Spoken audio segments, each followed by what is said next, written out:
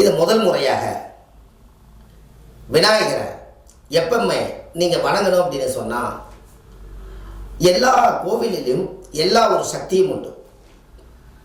நம்ம முன்னோர்கள் வந்து கட்டி வச்சது எல்லாமே ரொம்ப பவர்ஃபுல்லான வேலைகளை செய்து வச்சுருக்காங்க.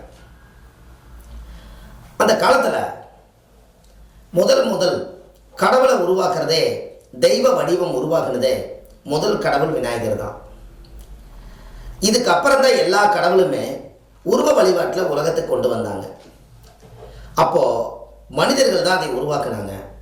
கடைசியில் மகான்கள் எல்லாம் அங்கே வந்து ஜீவ சமாதி ஆனாங்க. அப்போ மனிதராக பிறந்தவர்கள் எல்லாம் மகானாக மாறின ஒரே சக்தி முதல் கடவுள், முதல் விநாயகரை கும்பிட்டுட்டு தான் செஞ்சுருக்காங்க.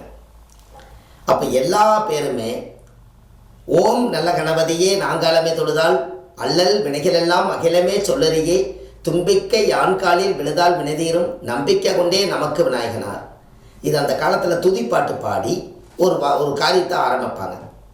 அப்போ இனிமேல் உங்கள் வாழ்க்கையில் நீங்கள் வீட்டிலேருந்து கிளம்பி தொழிலுக்காக இருக்கட்டும், ஒரு காசு பணம் வாங்க போகிறதா இருக்கட்டும், உங்கள் வாழ்க்கையில் ஏதாவது ஒரு கோர்ட்டு விவகார பிரச்சனைகளுக்காக இருக்கட்டும், ஒரு கல்யாணமாக இருக்கட்டும், நல்ல விஷயங்களாக இருக்கட்டும், எல்லாத்துக்குமே நீங்கள் வீட்டிலேருந்து கிளம்பி எத்தனையோ சகனங்களெல்லாம் நீங்கள் பார்த்துட்டு ஒரு காரியம் நடக்குமா நடக்காதான்னு நினச்சிட்டு நீங்கள் போவீங்க.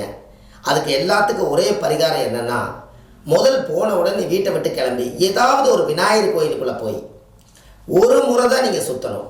3 முறை விநாயகர் கோயிலை சுற்றவே வேண்டாம்.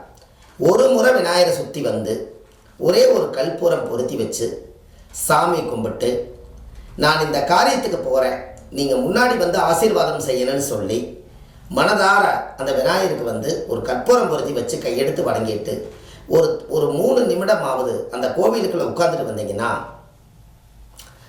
உங்களுக்கு உங்கள் உடம்பில் இருக்கக்கூடிய நெகட்டிவ் எல்லாம் அந்த கோயிலுக்குள்ளே உள்ள நுழையும் போது அந்த விநாயகர் கோயிலுக்குள்ளே பூஜை பண்ணி அந்த பாசிட்டிவ் எனர்ஜி அதில் இருக்கும். அந்த பவர் வந்து உங்களுக்கு ரொம்ப சக்தி வாய்ந்தது. அதனால் ஒரு 3 நிமிஷமாவது, ஒரு 5 நிமிஷமோ 10 நிமிஷமோ முடிஞ்சால் உங்களுக்கு எவ்வளோ நேரம் உட்கார முடியுமோ உட்காந்து அந்த சக்தியும் அருளையும் பெற்றுட்டு, அதுக்கப்புறம் ஒரு போகிற காரியத்துக்கு போகும்போது ஒரு ராஜகனி, ஒரு எலுமிச்சம்பழம் எப்பவுமே உங்களுக்கு அது பரிகாரமாக வச்சுக்கோங்க.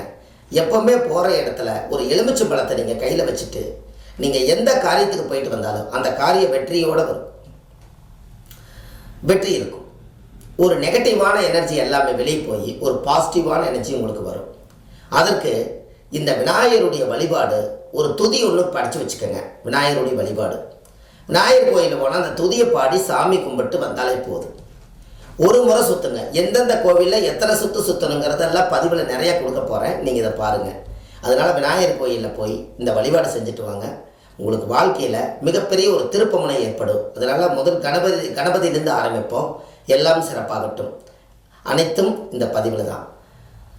நீங்கள் நல்லபடியாக இது ஒரு ஆன்லைன்லேயே நம்ம ஜாதகம் பார்க்குறோம். அதனால் இது எல்லாமே வள்ளுவர் வாக்குன்னு யூடியூப் சேனல் வச்சுருக்கேன். இந்த வள்ளுவர் வாக்குன்னு யூடியூப் சேனல் வச்சுருக்கறனால இந்த வள்ளுவர் வாக்குன்னு யூடியூப்பில் போனீங்கன்னா இந்த மாதிரி பதிவுகள் நிறையா இருக்கும். நீங்கள் இது எல்லாமே பார்த்து ஒரு சிறப்படைஞ்சு பலமுடன் வளமுடன் வாழணும்னு சொல்லி நான் உங்கள்கிட்ட தெரிவித்துக் கொள்கிறேன். இந்த வாழ்க்கையில் இனிமேல் கடவுளை வணங்கிட்டு எந்த காரியத்தையும் செய்துட்டு வாங்க. உங்களுக்கு மிகப்பெரிய ஒரு வெற்றி ஒன்று காத்துட்டு இருக்குது என்று சொல்லி அடுத்த பதிவில் உங்களை சந்திக்கிறேன். நன்றி, வணக்கம்.